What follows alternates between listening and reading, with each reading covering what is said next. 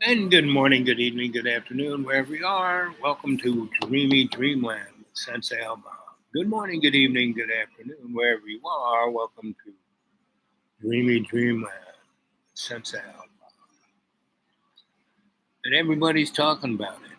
What's a big splat? That's what the old crone told me back in 1968, 69, 70, 71, 72, 73, all the way up to today. And you say, how can that be, Sensei Bob? It's because it's a thing called duality, right? It's a thing called dimension, a thing called hyperspace.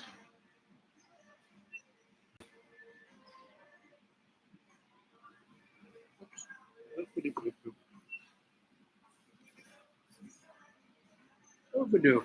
So, yesterday's show, what do you think? So, this show is a show. I need to hear from you guys, right? I need some more thumbs up. I need some more people subscribing and hitting that bell. Otherwise, you miss it. You really do miss it. It's not enough of you guys here. So that's where is this thing I was looking at? Good old George Cohen, man George.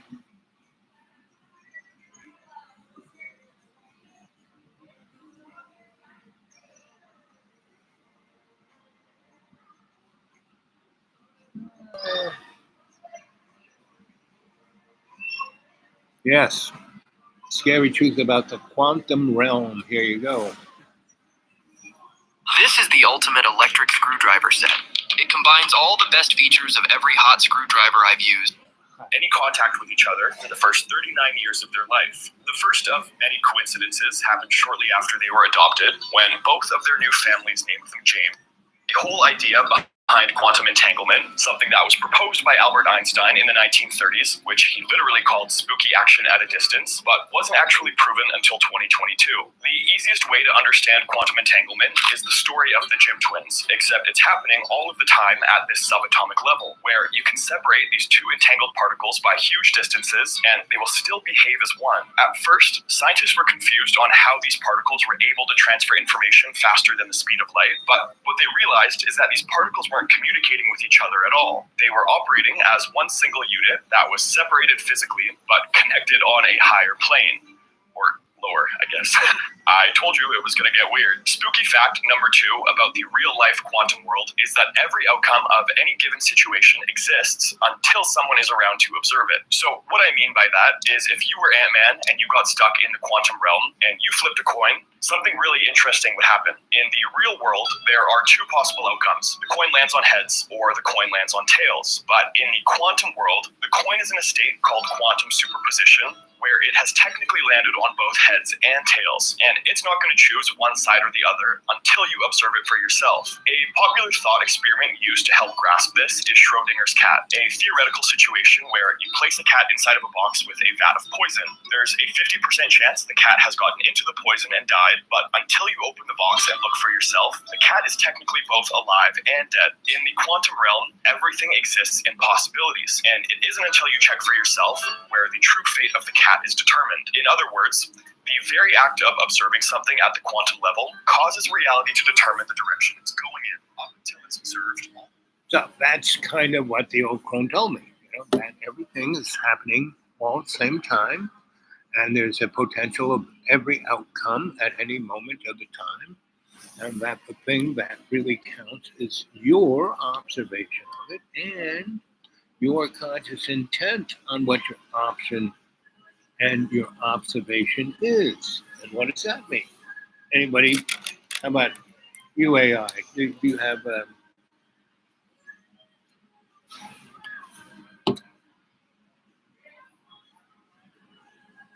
anybody?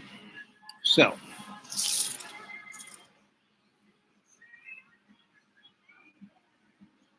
back to this. Determine the direction it's going in. Up until it's observed, all realities are technically true. This is known as the observer effect, and where the it's all connected people start coming in. Max Planck, the father of quantum physics, said that the mind is the matrix of all matter. Matter is the thing that everything in our universe is made out of, and what he meant when he said that was everything exists in response to consciousness. So the mind comes first, and conscious thought gives form to matter. And it's not just us, but any living being. And mind isn't that piece of cottage cheese between your ears. We have three brains in our body. We have the random access memory, which is the cottage cheese between our ears, and that's why it's up here in the head, because it's connected directly to your eyeballs, your ears, and your nose, right? Your three made senses, right? And your taste and your talking, right? And that's what most people see of you are those senses. That's the connectivity between the individual experience, right? So, but then you have your heart. Right? Your heart here. This is the central processing. Does random access of information that's right now, that your eye is seeing, your nose is smelling, your ear is hearing, your taste buds are tasting, and then it's facilitating that throughout the rest of your body, right? And it does that through enzymes and blood, right? So blood is full of iron. Why is that? Because it's a great conductor of electricity, right? Which is the dynamic on which all information can be parsed, right? Understood and shared. This is the word parsed, right? So you basically have the ability to share and understand all this information throughout your body, wherever your blood is going, right? But you also got hormones, right?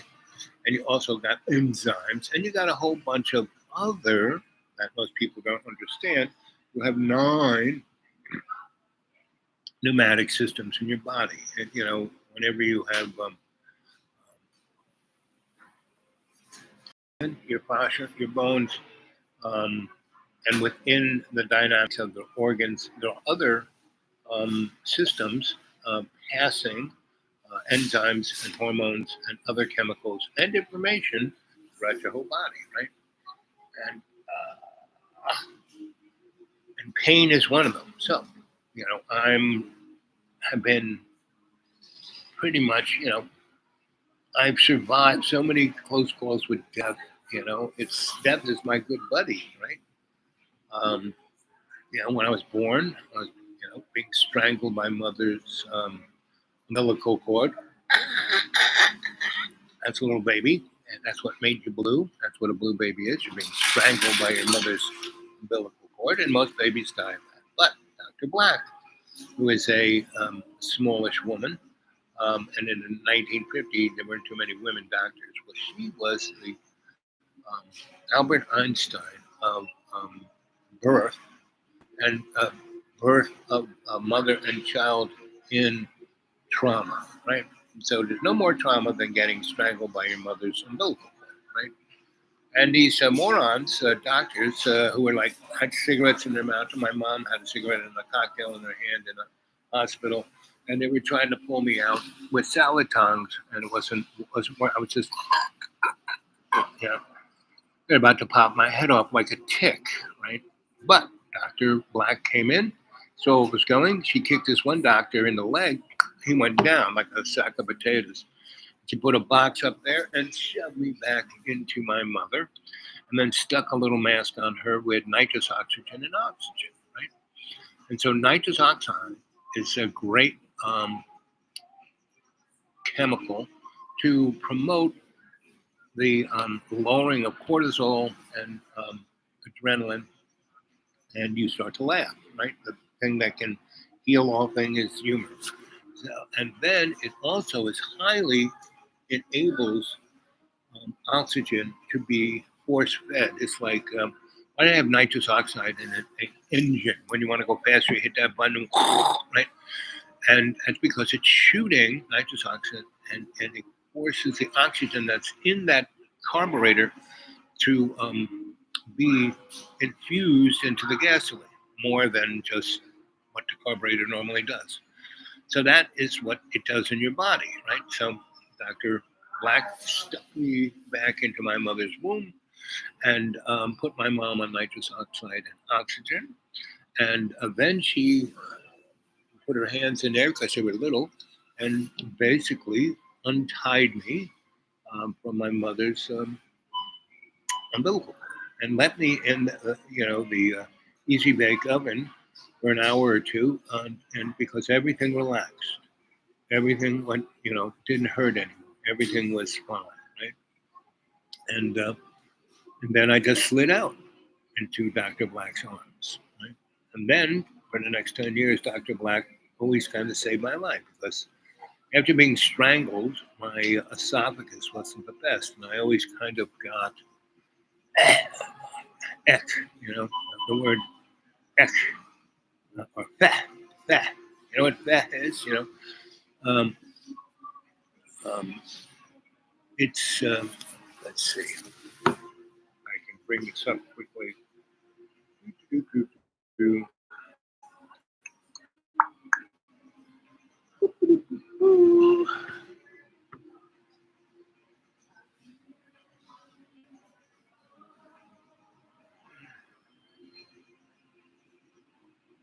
That some carcinogenic chemical could explode.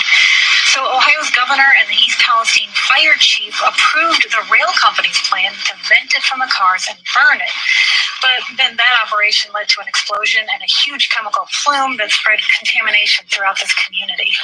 And what happened at this final NTSB meeting on the matter today? Yeah, well, during the hearing today, the chair, Jennifer Homendy, announced that they would discuss 4 things, including how to communicate about hazardous materials and emergency response, what led to... You'd think they'd figured that one out a long time ago, but but refectory, and that comes from a Latin term for a place of restoration. To refect is an old word that means to refresh oneself or another person with food or drink. And one other thing I want to add about that is that meals at the monastery are silent, but each week a different person is assigned to read aloud a book while other people eat. And it's a really cool practice. Their reading is really not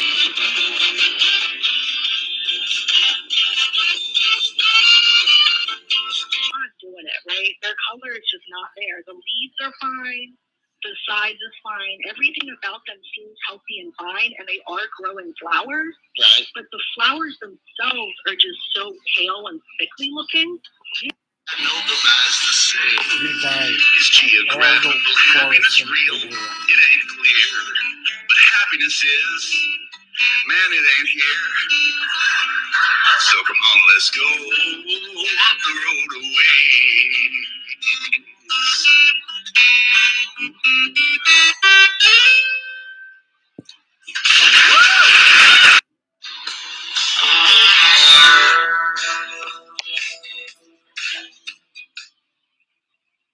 I've had a bunch of bike accidents lately, and the moment that things go wrong is always the same.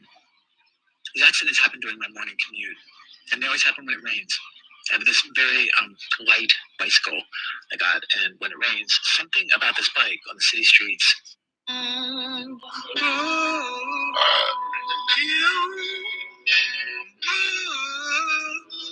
you have any kind of reluctance at all in terms of your music now being on streaming platforms, now being available to an entirely different audience? And let's be frank about it, to a section of an audience.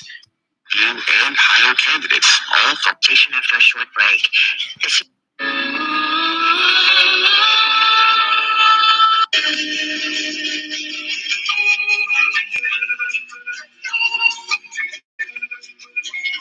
People like Callie Lamb are there much longer.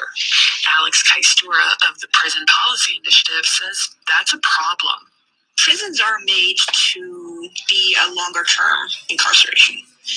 In jails, a lot of the population churns through, so they're just...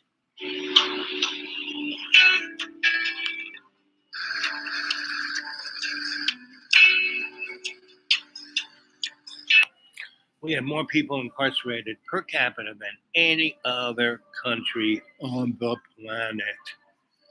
Hail Hydra.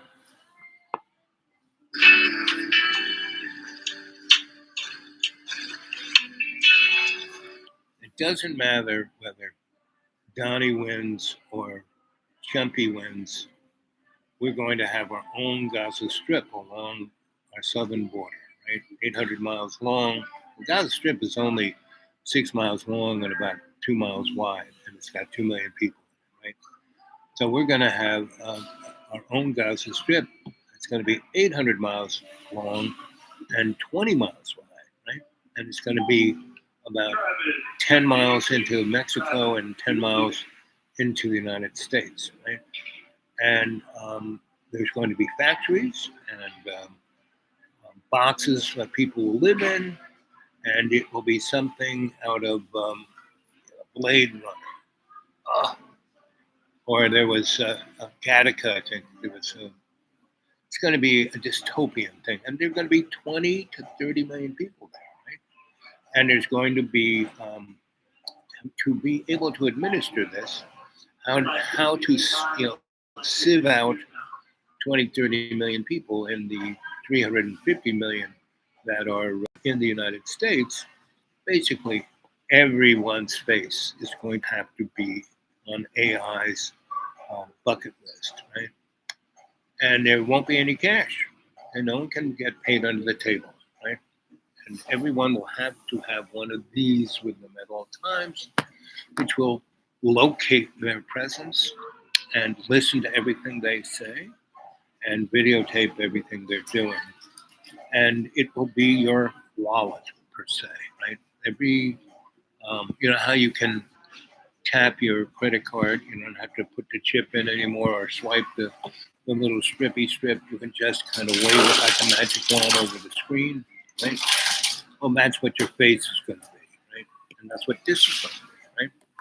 I mean, if you walk out without this, you got your face, right? So you can still walk around, the powers that shouldn't be will have a zillion cameras everywhere, so there will be no place you cannot be observed, right? And China already does this, right? And in school, they put these little bands on the kids, so they're reading their brain waves, right? So, if you don't realize that China, Russia, the United States, EU, every other country in the world are all corporate entities being held, by the same corporate entity, right? The hidden hand, the high table, whatever you want to call it, Hail Hydra, whatever you want to call it. That's what it is, right? And all of this is going on at the same time, via the vehicle of anything you want, just, we all living in the box of Schrodinger's cat.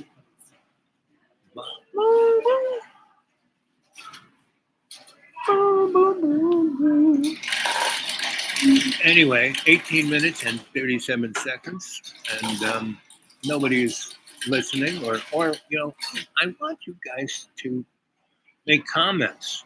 If you can't show up for the show and do the live chat, at least put a comment down in the comment box. I want to know what and I'll read it. This is a community.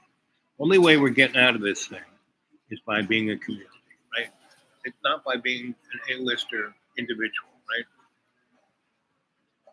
And praise Jesus, right? I'm wearing my magic.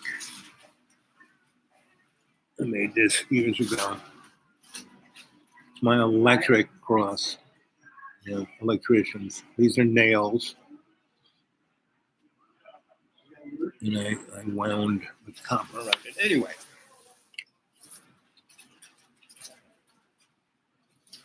The bottom line about religion is it's a motif. What's a motif? It's like whether your curtains go along with your rug. That's what religion is. So Now, it's good to have a good church you can go to. I got three. The people are very nice. I like them. I try to help them out. They help me out. It assuages their guilt. But they won't do, they won't, I'm trying to motivate them, give them examples of being a community. They don't want to do it. Right? It's too hard. I hope you don't mind I sit here and eat. Oh, eat, baby. Well, it's You don't make noise. You don't throw food around, do you? no, but people always, even at the registers, boy, that really smells good. I'm like, oh boy. Oh, all I would do is drool. But I don't really have anywhere else to go. Oh no, well this is made for that, right? Relax while you stay. This is like a place where you're supposed to eat. This is like, oh, they do a very nice job of it. This is like a community center. I am surprised there are a lot of people that don't know that they'll cook the stuff for you back. Yeah. Oh yeah. The one guy working says, I didn't know they would do that. Of course, you can just buy it. Right. But yes. Steam some shrimp. Yeah. It's the best meal for me. Yep. Ah.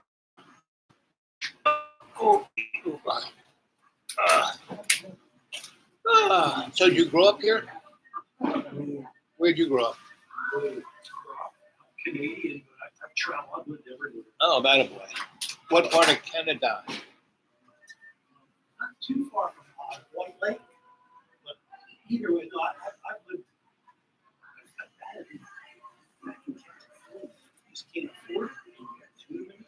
Well, they are trying to depopulate the place.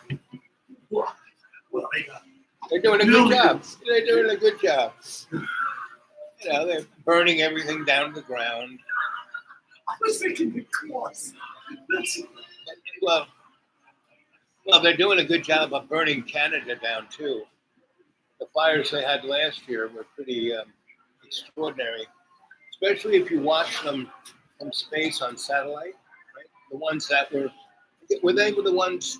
Which were the ones that were over in the Northeast? And I was there. Yeah.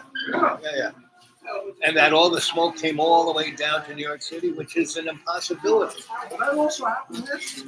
That's what I'm saying. And the only way that can be, because when you have a forest fire, the forest fire doesn't really naturally burn any hotter than 400 degrees Fahrenheit, right? Which is hot, but not that hot, right? But from satellite, they showed this picture of a white hot line that was 1,100 miles in Canada. And it was a straight line, not like this, right? Because normally when a fire burns, there are mountains and lakes and rivers and things that get in the way. And so usually a fire line is like this, right? This one was a straight line, meaning it was a space-based energy weapon going, right, burning it, and it was burning at 6,200 degrees. Instead of 400 degrees, right? That's like almost hotter than the sun. And it burned so hot that instead of carbonizing, it basically turned that carbon into microscopic dust. And the heat was so high, instead of only going up 1,100 feet, it went up 100,000 feet.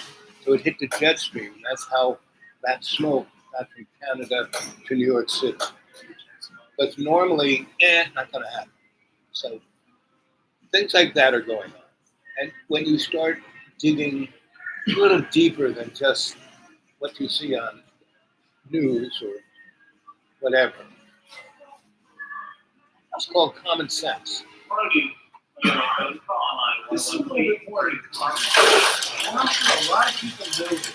Oh yeah, they feel it in here. All the pollution in the area. Yeah. And of course, I know it goes into the atmosphere.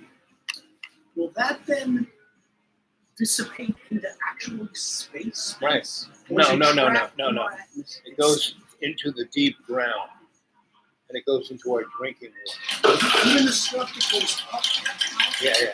It will all get It's pulled called back down by gravity. the gravity. Yes, even that teeny stuff still Is that hits. why everything's polluted?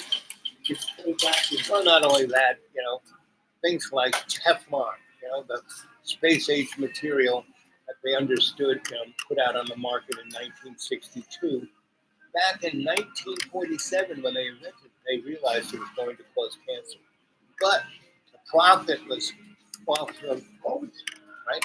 So, and still they say, oh no, that would never, because you look at the cancer rates from 1940 till now, 1940 cancer rate was 1 in 10,000. Now it's 1 in 3. Meaning one of us is going to die of cancer within 5 years. The four of us, one of us are going to die.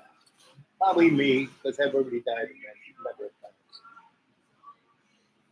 Yeah, I've got practice in on it. When I was a kid, I remember distinctly seeing commercials with the guy in the white coat, the doctor, and commenting that there is absolutely no harm in smoking cigarettes. Right. All those doctors smoke cigarettes. They said, years later, they go through that, you see that a lot of these companies, because they said, But then they went bankrupt and nobody got any money. God bless bankruptcy law. I love the rich. Yeah, baby. Well, Jesus said you can't take it with you. You can't take it with you. And I went to school with the richest kids on the planet. Kings and queens. Joe Kennedy was my roommate, and he masturbated just like everybody else, one hand at a time. and they were the most unhappy group I ever met. Right? It's one kid, the DuPont family, he used to get a check for $1,600 a week.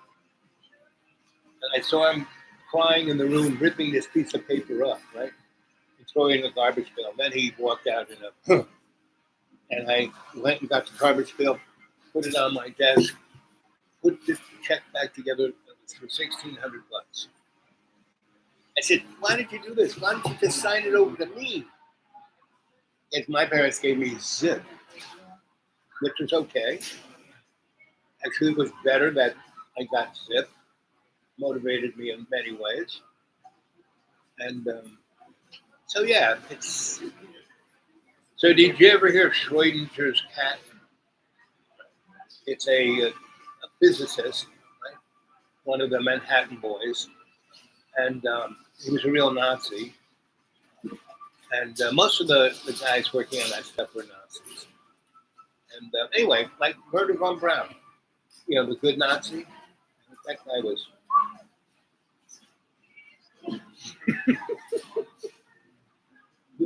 So what did you do for a career? Oh, I go the opposite. We grew up very poor, and I built a house and clean stalls. Oh, For the most part. I know that.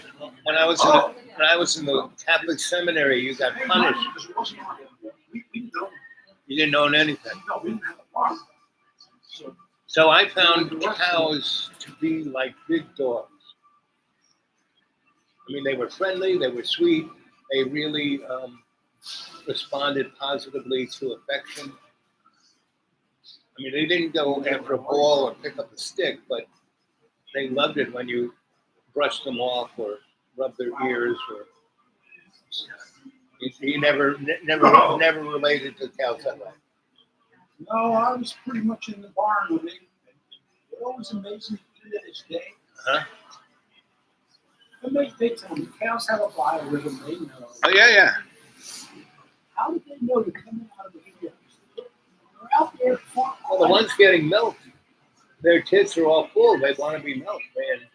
I mean, I remember sticking them onto those machines, and they were like, "Oh yeah, baby, yeah, oh yeah." Yeah, they were all pulled up. That's how they do.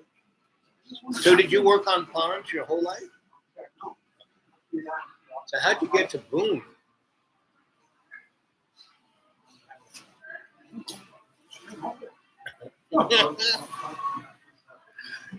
You know how I usually found myself in places was a woman.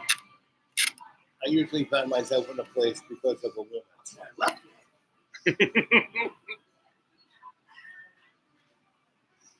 Well, there you go. It proves my point.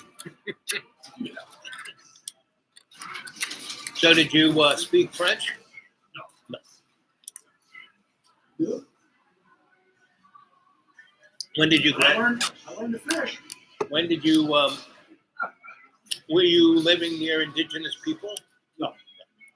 Your people, No. they were already killed before you showed up.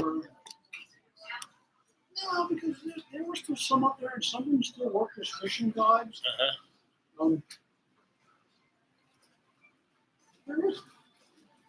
And from what I saw, people kind of learn. Well, when you live in a culture where if you complain, you get murdered, it basically ensures everyone's getting along.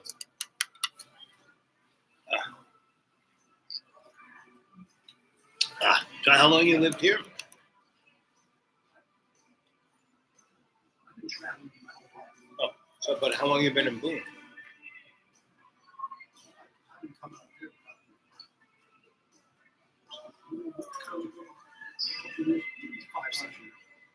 So this ain't your base of operation. No, I travel. Oh, God. As a youngster in New York City, I rolled into hobos, right? Guys who rode the rails. And so at age 16, I started riding the rails with them. When you could, before containers. Right? And guys still ride the rails. They go underneath. It's more like an acrobatic thing. So what did you get? Salmon? Right. Heat it up for you, buddy. Yeah. Just do what spicy you want. Yeah. Oh, yeah. So my younger days, from about 13 to 33, I was a real traveler, the whole world. In the 60s, 70s, 80s, and early 90s. And then I got paid to go to school. For 30 years, I got paid to go to school, which was a nice gig. I got access to, I had a very interesting, I still do have a interesting observational characteristic. Most people who are scholastics go by what the textbook says. Right? Scholars view the world in a deeper way, and so they observe. And so, but that isn't majority of people. Most people. What I observed, What did you observe? I had a neighbor. You gotta realize there's a lot of woods between us. And you can barely make out his house. Over there. Across the road now. Uh-huh. He would take walks around the road. He'd always stop. Nice, retired. Is this in Canada? No, Here. no. No. Somewhere else. Yeah. Right. His comment was, What was his comment? no matter what you say, over the years, big money always wins. Money talks, nobody wants. Now that I'm older, I've been watching this now for 30 years. I'm like, you know what? What Jordan said to me was exactly right. But only on a very flat level, meaning the money thing isn't what really counts. Well, to those that aren't that tied up, you're right. You know? And you know you can survive without it. Oh But yeah, well, I've been doing that. the difference there was it would be nice to Here, take a look at this. No, I'm going over here to get this ice cream. Okay, get your ice cream. Come on back.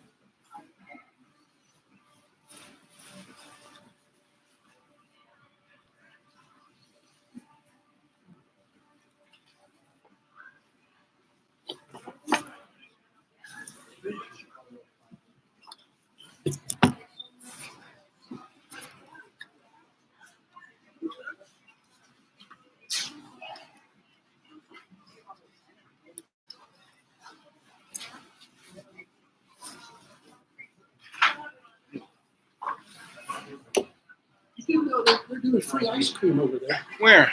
Right there. Just blueberries. Ah. You can get a bowl of ice cream. I'm gonna have to go get a bowl of ice cream. Yeah, it's national ice cream day. I just found out. Take a look at those. Okay, eat your ice cream. Yeah. My ice cream is probably one of the most important things. Everything is relative. Oh boy. Woo. Oh, she was just hearing what I.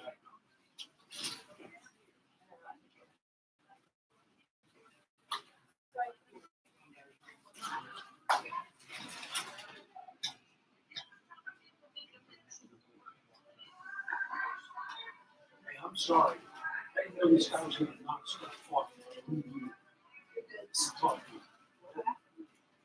Oh, I just asked him. I came up with something to eat. I didn't want to do it.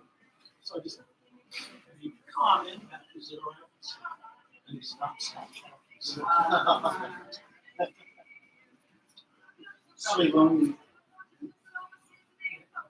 I don't care.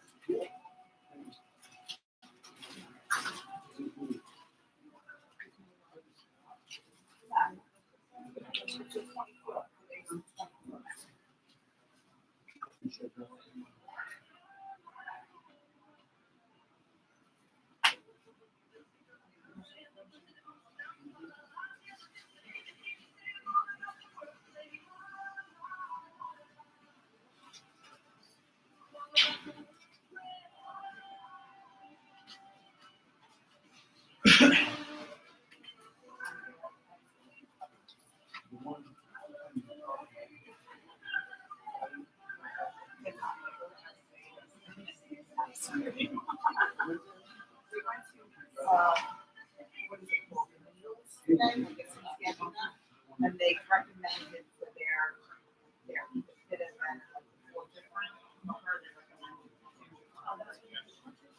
oh, I have not tried.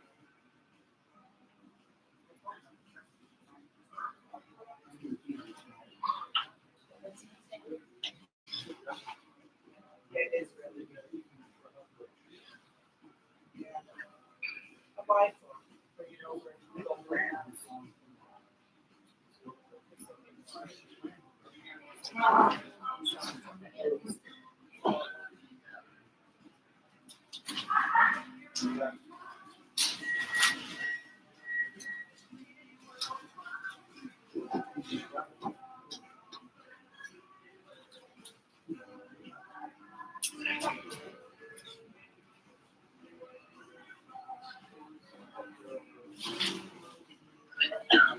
That's why I like couples. They do stuff like this. Remember green stamps? My mom would only shop at places that had green stamps. And she would make us lick them and put them in the books. Mm-mm-mm. Mm.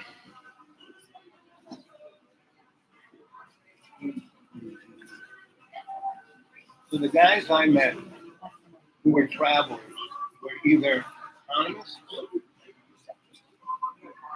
assassins, or scholars. So which one did you fall into? I'm the field musician. Ah, Been there, done that, but just never did.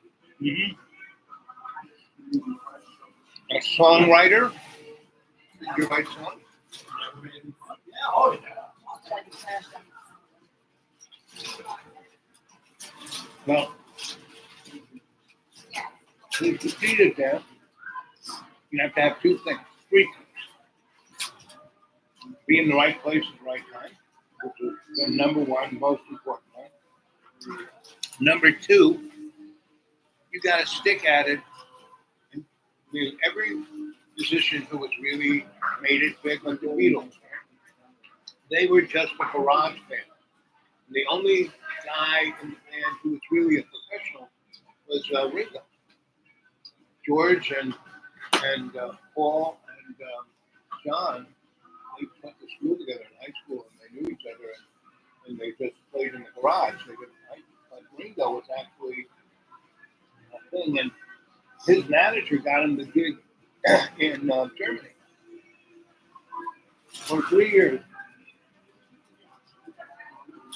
He was playing a strip bar, good shows, breakfast, lunch, and dinner. And so 3 years they played 10,000 hours. So by the time they finished that, they were good musicians. And that's where Brian Epstein saw them. Okay, boys, I'm taking you to the top. So that's being in the right place, right time. Practicing for 3 years, 10,000 hours. And Paul was driven, meaning they had 12 albums. If Paul wasn't there, they probably only had 3. He kept, and he also was the guy who said, okay, that's it. After they had the big stadium show in New York, that was the last one they did. And it's not yet, we had the Shea Stadium. So they couldn't even hear themselves.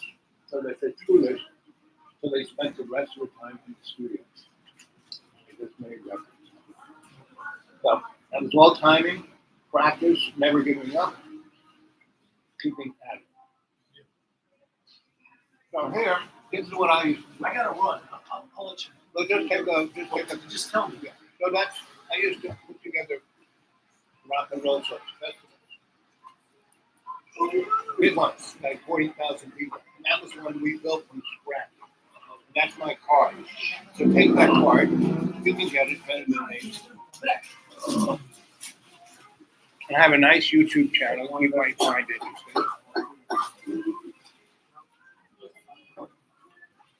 It's like my curriculum vitae in a business card. It's true. They say it's do while you're young. Yeah. It's just not happening. Yeah. So That's why I took pictures. I'm looking at it. Cool. What are you doing? I used to be a photojournalist. Well, And they kept sending me to awards, and I just didn't like that. So I stopped doing that.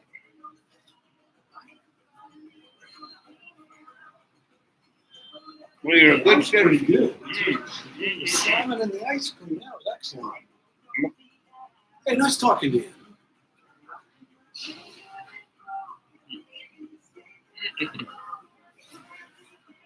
Oh, you got showed up. Let's put on the glasses and see what you've been saying.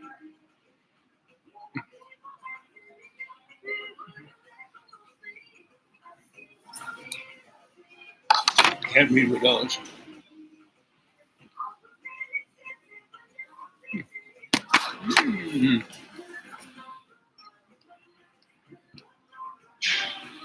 Jamie? Buenos tardes. Oh, yeah. That's into you?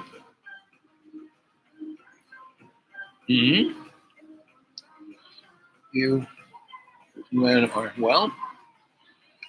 Jane and Jen. So, kids, what are you thinking about what's going on?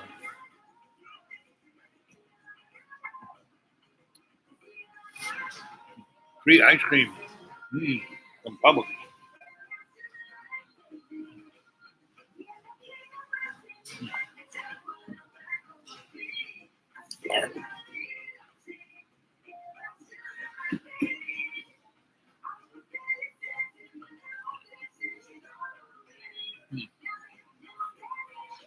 Mm. 40 minutes and 12 seconds.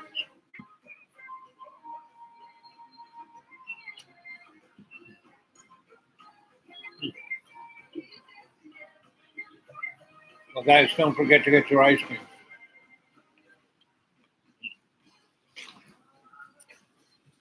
This is good.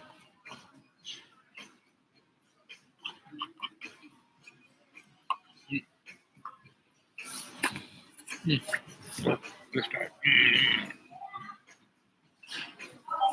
Mark, please pick up a phone call on line 101. Mark, line 101.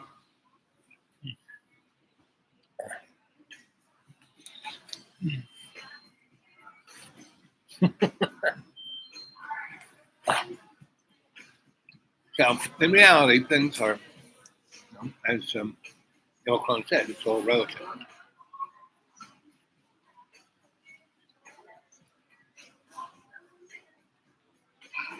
Sit over here.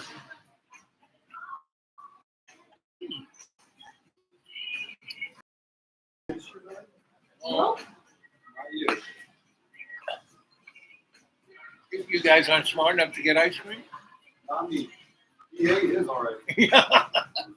Supposed to take it slow and enjoy. Right? That's what I was telling him. He just. Blah, blah, blah, blah. Yeah. You like the cookie monster. Yeah. I'm just standing because I'm driving all day. Where are you guys from? We're leaving from over by Beach Mountain area, heading over to Outer Banks area. Oh, to go down to the beach. Yeah. You have to stay a few days? We live near there, so we came out here to visit. Oh. our family. Gotcha. Yeah, they're getting hooked up. They treat us now. There's free ice cream, and we can get some pizza. Yeah, pizza. I grew up in New York City, so I'm kind of partial to New York pizza. As you should be. Yes. And I lived in Chicago, and deep dish was pretty good too, but couldn't. New York was still better. But everything else is just like frozen pizza. Yeah, I agree. I don't like Chicago pizza at all. New York style pizzas. Yes, it's the bomb. Especially back in the day when the slice was like that big, Right. like for 75 cents. Please pick up a phone call on line 101. Where'd you grow up? Line 101. In Eastern North Carolina. A little town called Belhaven. Uh-huh. I used to live I went to Duke. Okay. I used to be a photojournalist in High Point, North Carolina. Where? High Point. You don't know High Point? High Point? No. It was the furniture capital of the Oh, world, okay. kind of in the flatlands. Okay. And that was in the 1960s. And did that for a while. That was kind of fun. That's when I realized racism was all about money. Because those factories were union. No matter what, white or black, everyone got paid the same. Everyone had the same Oldsmobile. Yeah. Everyone had the same house, maybe in different neighborhoods, and the black schools were better than the white schools because the white folk of that socioeconomic group would say, "Oh, Bobby, just work in the factory." Right? Whereas black folks said, "No, you're going to go to college." That's awesome. Yeah. And so that's kind of where I got. When I went back, I grew up in New York City. I grew up in Harlem. Okay. And Harlem wasn't the melting pot. It was a salad bowl. Right. All over, I mean, Second Avenue, every 2 blocks was a different nationality. Yeah. My grammar school, there were 140 different languages. People, they should speak English. Well, they can't right away. They gotta get. No, they can't. Right. But they learned it pretty quick. But so there are all these different cultures for a salad bowl that they were on top of each other, making a great taste instead of being well-beaten cheese. So it was fun. But when I got back to New York, I realized New York was actually more racist than the South. That's interesting. Yeah. I always had that. I had that feeling too. I lived in Michigan for a while, and it was very segregated versus North Carolina. So it depends where you're at, I guess. I don't know. But anyway, so you live here in Boone now? I actually don't. I live on the border of Tennessee and Boone. Okay. And I live near Watauga Lake. Okay. I lived there 25 years. And it was so nice. And then all the cockroaches from California and Texas and Florida came and bought up everything. And it was all mobsters laundering their ill-gotten money. Wow. Yeah, everyone from, you said Florida, California, Texas too? Texas, New Jersey, Charlotte. I spent a number of years in Charlotte when it was a nice little city, like 60,000. Like 3 million people. I don't even go close to that place. Yeah. It's big. Oh, too big. And not, they just did this. So there is no real infrastructure. Yeah. And America's, they're coming up against it. There is no drinking water. There is no clean air. There is no. I spent 10 years in Asheville. You ever have time, right? And when I was there in the 90s, it was pretty there. Yeah. Now it's pretty. It's beyond belief. And that's why I'm not there. I used to go there and see what the rest of it is. Yeah, the little stainless steel thing is the garbage right there. You go see this restaurant. Yeah, it's up in the middle. Yeah. Yeah, we spent some time in Thailand on vacation. Yeah. And that's nice. It's a hike. But that's also all these areas. So do you ever take these kids hiking or camping? Not so much. We've done some camping out in Yellowstone. We went out there. That was amazing. And we do lots of hiking, but not like overnight. Because the Blue Ridge Parkway, if you were to come up to between Dollywood and DC, it's about a 200-mile stretch. That's up through the Blue Ridge and the Appalachian.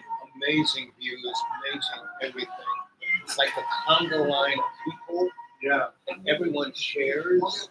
It's way fun. That's the Appalachian Trail? Or Yeah, the AT. And these guys are getting old enough where just a little bit of camping gear goes a long way. Yeah. Tarp and I don't know, what do you guys think? You want to go camping? and that is how the places you go online, you go to the Forest Service, Blue Ridge Mountains, and the Blue Ridge Parkway does this with the AT at 200 miles an hour. So you can go and park your car, and online you can give them your tag number. You can keep your car there for a week. Okay. And there are places near Mount Mitchell. You put a pin at Asheville and go 100 miles either way. It's the most amazing. Waterfalls. It's where all these rivers start. Right. And there are little towns like little Switzerland and Lycaville, and they're still pretty, and they're still awesome. So you've done that. I lived this neck of woods for 25 years. So that before my kids came out, I used to hike that a lot. Like I said, it's just a tumble line of a party. Oh, no. Here, go for it. I'm just talking to the people. What'd you get for lunch? Chicken. Did you get your ice cream? They're giving free ice cream away. That pretty lady right there. Might check that out. Leave that there. I'll watch it for you. I won't eat it. Back to the road. Yeah. Drive safe. Pizza and see their cousins. Have fun. All right, very nice talking to you. Yeah, baby. Oh, here. Yes, I do. My card. have an interesting YouTube channel. Okay. Awesome. Thank you so much. Yeah. Let's see what your kids are saying here.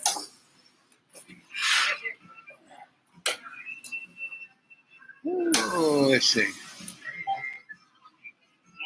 Good. Well, 70 yards back. You know what's interesting? That there was this water tower right behind the kid that's like way above. And the other thing is I don't know if they're showing them anymore, but when they showed the Secret Service sharpshooters, right? Their guns were on these kind of tripod things that their gun was basically an AI, right? And so as soon as the guy did 8 shots, it blew his brains out. I mean, and when you see, I don't know if they had pictures of him, but they had a couple pictures of, Corey up there dead. And they blurred his head out because it was shot straight to the head. It was like watermelon, right? It all seems like pantomime, yeah, like kabuki theater. You can see, yeah, blood pack, yep.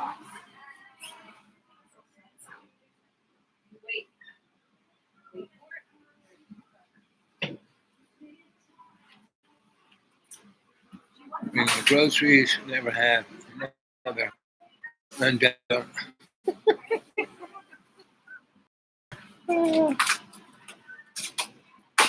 You do prep. I had friends who were totally prepped out for 2000. And I was working for a thing called Tavistock Institute, and they have this thing called the Bureau of Behavioral Investigation, which I was part of. And I was their guy. They could send me anywhere, and I would just blend in. Oh, I'm just the electrician. And I was sent before, the year of 1999, 98. I was sent up what is known as the Devil's Highway, which runs from Asheville all the way up. It was 2117 before it became 26, all the way up to Johnson City, where 40 is, and 4081, and you hung a right-hand turn and head towards Stanton, Virginia, which is right where 66 comes out of D.C. and goes up to West Virginia. So anyway, I went and hit all those towns. That's how I got to Roanoke and Bedford and Rustburg and Lynchburg, and I stayed in that neck of the woods for 15 years, and everything in between. So I hit about 10 different, what do you call those things where people, what Megaland is, it's, when you have the, what do you call it, what, Jim Jones was, a cult, right? So all these cults, they were doing nutty stuff. There was this one cult that was totally different, teaching everyone to be assassins and murderers, and because I understood, all kinds of alternative technology, I basically, oh wow, and also I was a medical guy, meaning I could deal with gunshot wounds and car crashes, and I didn't do open heart surgery, but I could do almost anything else. And so, and I was a good, scholar, and I was a good diplomat. And the head guy said, "You're going to be my number one." I said, "Oh, that's fun." And I never took anything anyone said seriously. But I took everything they said relatively seriously. And never seen their neighbor bringing in groceries. Well, John Birmingham, he never brings them. He has, the guys from the supermarket come and bring it to him. They go up the riverbed. Well, simpling a common, not bad thing. Yep. The deer on the mountain is our livestock. Yep. Don't hunt unless necessary. And I don't eat much, right? I mean, This in early spring, I just eat dandelions, and burdock. A lot of dock. Let's see, simply living. What I like. Lived on 5 years. Okay. Yes, we grow tomatoes. That's the one thing I can't grow. I can grow everything else but tomatoes. I don't know what. Free ice cream. We all want ice cream. Yep, yep. Well, you're again. Earlier on in this conversation, I was talking about it's all about being in the right place at the right time, right? So, anyway.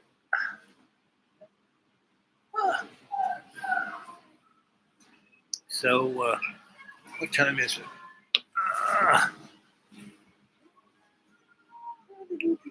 Oh, 12:25. Yeah, I think I'm gonna jump, and how much juice do I have left in this thing? Oh, maybe about 40 minutes. So here it is, almost 1 o'clock. I should probably come back around 2 o'clock, and call up people. Say, oh, let's all watch. Sensei Al Bob. He'll be on in another hour and a half. Keep an eye out for him. Come on, comments on the comment wheel. Thanks for being, part of the live chat. That's what it's about. And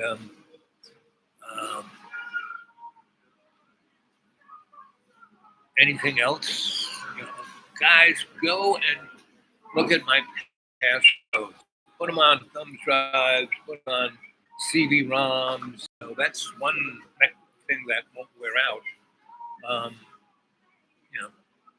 Dragon did a pretty good job at that until he disappeared. Anyway, I'm sure John has copied everything I ever did. Anyway, so nobody's watching anymore, so it's time for me to go. I love you guys. Catch you later.